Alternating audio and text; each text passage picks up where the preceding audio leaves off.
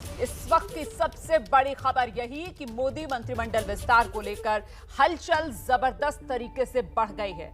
देखिए, जो जानकारी सामने निकल कर आ रही है उसके मुताबिक यही वो हफ्ता है, इसी हफ्ते कैबिनेट विस्तार होगा और इस कैबिनेट विस्तार में किस किस को जगह मिल सकती है, वो चेहरे जो लगातार एबीपी न्यूज कल से आपको बता रहा है, दिखा रहा है। इसमें ज्योतिरादित्य सिंधिया, असम के पूर्व सीएम सर्बानंद सोनोवाल, महाराष्ट्र की हिना गावित, महाराष्ट्र से ही नारायण राणे, ये वो तमाम लोग हैं जिन्हें मंत्रिमंडल में शामिल किया जाएगा। 17 से लेकर 22 नए मंत्री मोदी कैबिनेट में शामिल हो सकते हैं। कयास तेज है।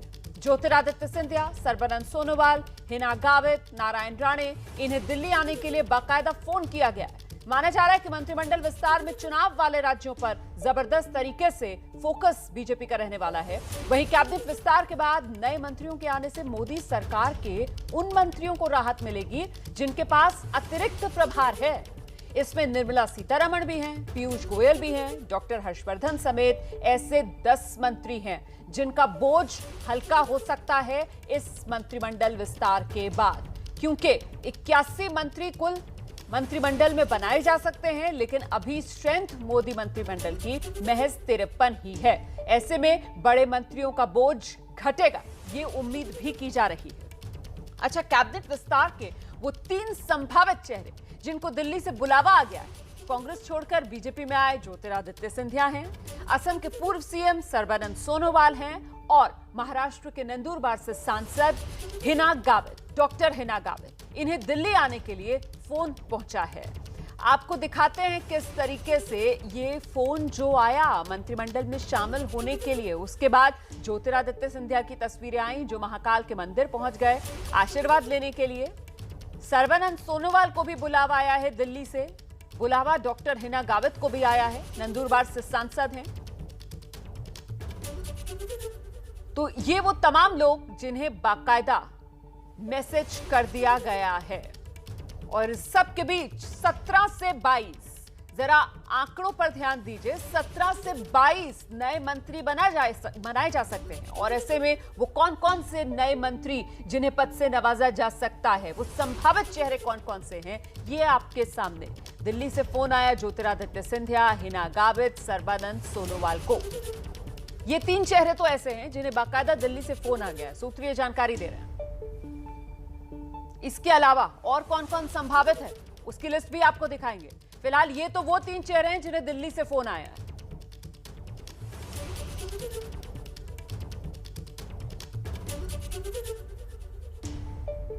तो जिन्हें दिल्ली से न्योता पहुंच चुका है उसमें ज्योतिरादित्य सिंधिया भी हैं। जी हां, ज्योतिरादित्य सिंधिया उन संभावित चेहरों में से एक जिन्हें मोदी मंत्रिमंडल विस्तार में जगह मिलनी तय मानी जा रही है। इसकी संभावना और पुख्ता इसलिए हो गई है क्योंकि ज्योतिरादित्य सिंधिया को दिल्ली आने के लिए फोन पहुंच चुका है।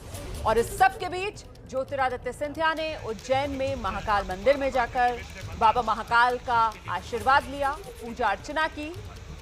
ये तस्वीरें आपके सामने, उज्जैन महाकाल मंदिर जब पहुंचे ज्योतिरादित्य सिंधिया। अच्छा, सिंधिया से कैबिनेट विस्तार को लेकर हालांकि जब सवाल पूछा गया तब उन्होंने कोई जवाब नहीं दिया।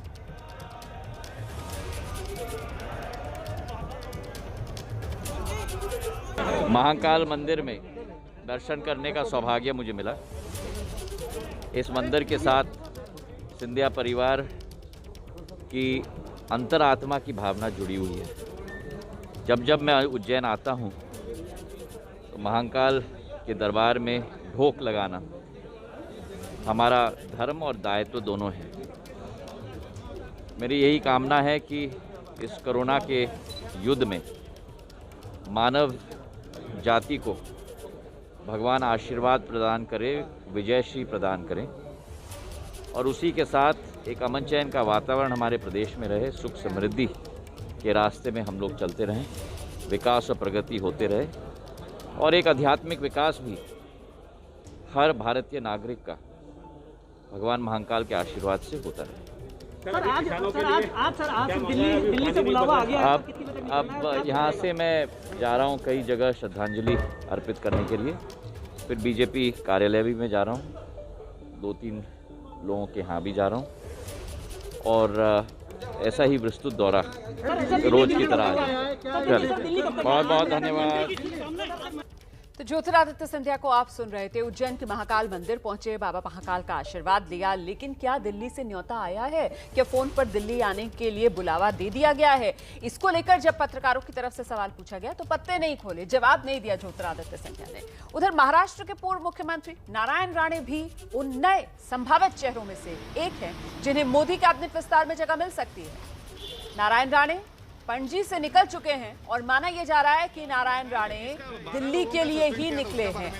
गोवा के पणजी में मौजूद थे नारायण राणे, पणजी से निकले हैं वो, और ऐसा माना जा रहा है कि पणजी से दिल्ली के लिए ही निकले हैं नारायण राणे, क्योंकि नाम नारायण राणे का भी उन संभावितों में जिन्हें मंत्री पद से नवाजा जाएगा। सस्पेंड किया था उसका बारे में थोड़ा सर क्या लगता है कि आपको एक कैबिनेट का भी दर्जा देने का ऐसा उसके बारे में मैं कुछ नहीं कह सकता हूँ।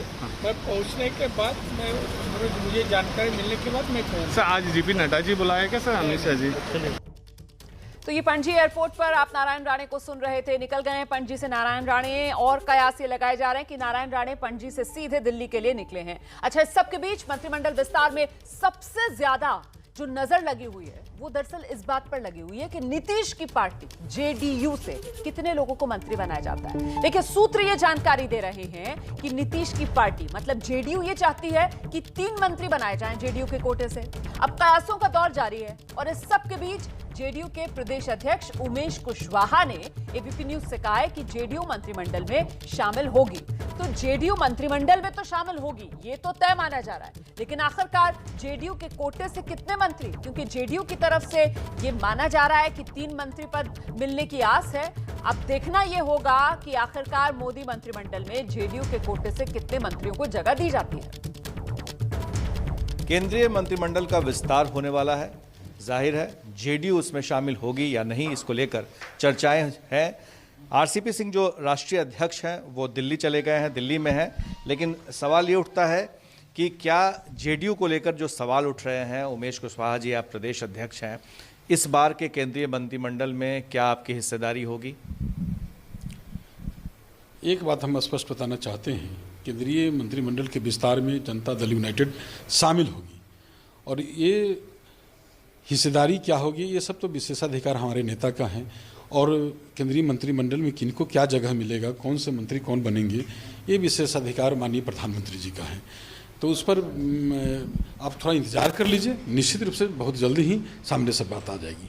पर एक सवाल उठ रहा है लगातार, और वो ये कि कितने मंत्री बनेंगे, क्योंकि पिछली बार जो मंत्रिमंडल का विस्तार हुआ था उसमें एक सांकेतिक रूप से दिया जा रहा था जिसे मुख्यमंत्री नीतीश कुमार ने इनकार कर दिया था। तो इस बार क्या एक से ज़्यादा होंगे या फिर एक ही होगा? हम संगठन चला रहे हैं, संगठन पर बात कर रहे हैं। जो केंद्रीय मंत्रिमंडल के विस्तार पर चर्चा आप कर रहे हैं, इस पर विस्तार से हम आपको यही बताना चाहेंगे कि केंद्रीय मंत्रिमंडल में हमारी पार्टी शामिल होगी, और उस पर किनको कितना क्या जगह मिलेगा इस पर विस्तार से हम लोग के नेता बताएंगे, और जो हमारे जो प्रधानमंत्री माननीय प्रधानमंत्री जी हैं किनको कौन सा जगह देंगे इस पर विस्तार से रखेंगे। धन्यवाद। पर एक सवाल और उठता है उमेश कुशवाहा जी कि इस बार जो है जेडीयू और बीजेपी, क्योंकि जेडीयू बाहर है केंद्रीय मंत्रिमंडल से, तो लगातार सवाल उठते रहे हैं कि डबल इंजन की सरकार है, डबल इंजन की सरकार है, लेकिन केंद्र में शामिल होने से आपको लगता है कि वाकई में धरती पर डबल इंजन की सरकार होगी और इसका फायदा होगा?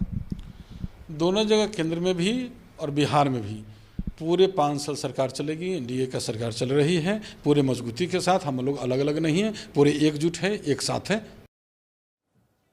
और इस बीच एबीपी न्यूज ने आपको बताया था कि मोदी सरकार में सामाजिक न्याय अधिकारिता मंत्री हैं थावरचंद गहलोत। थावरचंद गहलोत को कर्नाटक का राज्यपाल बना दिया गया। इस वक्त की ये बड़ी खबर है, सूत्रों के हवाले से ये जानकारी मिल रही है कि थावरचंद गहलोत ने पीएम मोदी को अपना इस्तीफा भी भेज दिया है।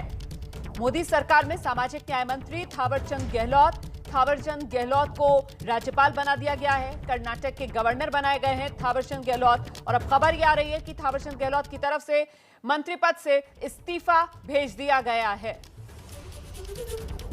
और अभी तक जो बड़ी खबर है वो ये कि 8 राज्यों के गवर्नर बदले गए।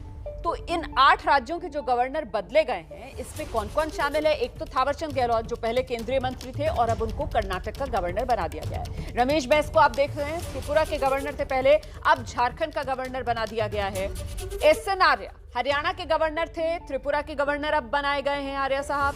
बंडारू दत्तात्रेय हिमाचल के गवर्नर थे, हरियाणा के नए गवर्नर बना दिया गया है बंडारू दत्तात्रेय को। पीएस श्रीधरन पिल्लई पहले मिजोरम के गवर्नर थे, अब गोवा का गवर्नर बना दिया गया है पीएस श्रीधरन पिल्लई को। हरिबाबू कंभपति बीजेपी नेता आंध्र प्रदेश के, इन्हें मिजोरम का नया गवर्नर बनाया गया है। अच्छा, मंगूभाई पटेल बीजेपी नेता गुजरात से आते हैं, मध्य प्रदेश के गवर्नर बनाए गए हैं मंगूभाई पटेल। और साथ ही राजेंद्र लेकर पूर्व मंत्री गोवा के, इन्हें हिमाचल का गवर्नर बनाया गया है। तो 8 राज्यों के गवर्नर बदल दिए गए। इसमें कुछ नए चेहरे शामिल किए गए हैं और कुछ पुराने गवर्नर्स जिनको दूसरे राज्य में नई जिम्मेदारी दी गई है।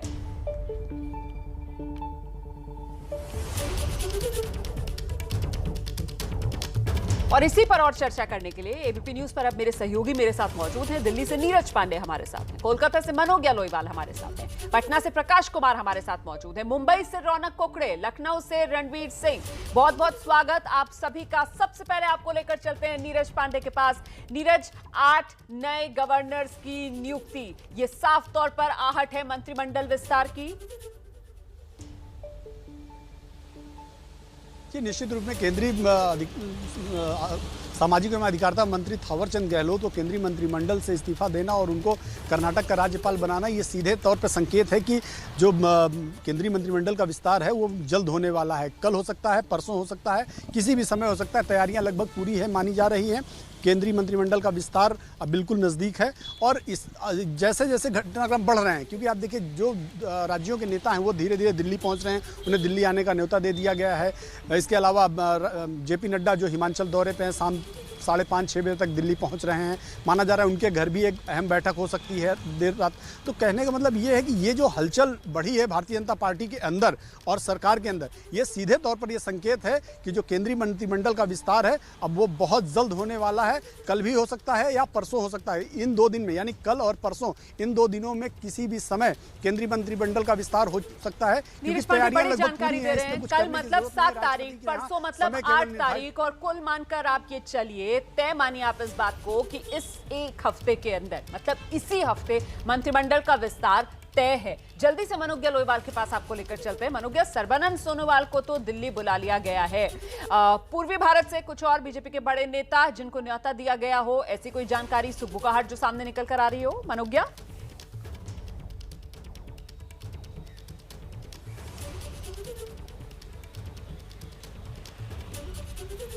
अब जितने नाम हैं ये पहले ही प्रचलन में थे, लेकिन दिनेश त्रिवेदी का नाम या लॉकेट चैटर्जी का नाम या शांतनु ठाकुर का नाम, ये वो नाम है जो फिर एक बार सरफेस कर रहे हैं। ये इस तौर पर कि ये वो लोग हैं जिन्हें हो सकता है संभवतः दिल्ली से आज ही कॉल आ जाए।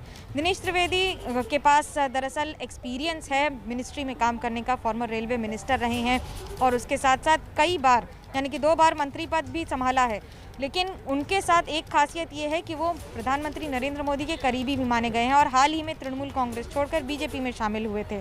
उसके बाद घर वापसी उन्होंने टीएमसी में नहीं की है, तो हो सकता है उनको इसका इनाम भी दिया जाए। लॉकेट चैटर्जी ज़मीनी स्तर पर लड़ाई कर रही थी, लेकिन उत्तर बंगाल से निशित प्रामाणिक और उनके साथ साथ शांतनु ठाकुर, जिनका मथुआ वोट बैंक काफ़ी स्ट्रांग माना जाता है। हालांकि परफॉर्मेंस बीजेपी की बहुत अच्छी उनके इलाके में रही नहीं है। उनके भाई ज़रूर विधायक बन गए, लेकिन पार्टी की हार के बाद भी उन लोगों को कम से कम उस जगह तक पहुंचाने का प्रयास जिन्होंने काम किया है या पार्टी के आगे बढ़ाने में एक बड़ी भूमिका निभाई है। जी, आप रहिए मेरे साथ, मैं लौटूंगी आपके पास। तो ये वो कुछ संभावित चेहरे जिन्हें आज न्योता मिल सकता है, उसका जिक्र मनोज्ञा लोईवाल कर रही थी। हम सीधे आपको प्रकाश कुमार के पास लेकर चलते हैं पटना। प्रकाश, क्या माना जाए, ये जो कयास लगाया जा रहा है कि साहब कल भी हो सकता है मंत्रिमंडल विस्तार, परसों भी हो सकता है मंत्रिमंडल विस्तार, इस हफ्ते तो होना ही होना है, ये जो आगे बढ़ने का सिलसिला है, जेडीयू की तरफ से पेंच अटका हुआ है क्या? देखिए, जेडीयू की तरफ से एक बात साफ है कि वो केंद्रीय मंत्रिमंडल जो विस्तार होगा उसमें वो शामिल होना चाहती है, लेकिन सवाल ये उठता है कि कितने मंत्री मिलेंगे, कितने पद मिलेंगे, ये कौन तय कर रहा है। तो जो जेडीयू के राष्ट्रीय अध्यक्ष है आरसीपी सिंह, वो आज सुबह दिल्ली पहुंच गए हैं। दिल्ली जाकर के वहाँ के नेताओं से भी बात कर रहे हैं और अपने भी जो सांसद हैं वो उनसे भी अपने आवास पर मिल रहे हैं। तो अभी जो चर्चा चल रही है उसके मुताबिक 2 बातें साफ है। एक ये कि अगर जेडीयू मंत्रिमंडल में शामिल होती है तो क्या शर्त होंगे, क्या पिछला शर्त जो एक सांकेतिक मंत्रिमंडल के लिए दिया गया था उसी पर है, या फिर आगे जो हमारे सूत्र जानकारी दे रहे हैं कि 3 मंत्री शामिल हो सकते हैं। तो 3 में कौन हो सकते हैं? देखिए, बिहार में जो गणित है, दूसरा एक है कि सुशील मोदी बीजेपी के नेता हैं, राज्यसभा में सांसद चले गए हैं, अभी भी वो पटना में ही हैं, पटना से दिल्ली गए नहीं हैं। तो ऑलरेडी बिहार से जो केंद्र में है वो 5 मंत्री शामिल हैं। तो इसके अलावा 3 और अगर हो जाते हैं तो 8 शामिल हो जाएंगे।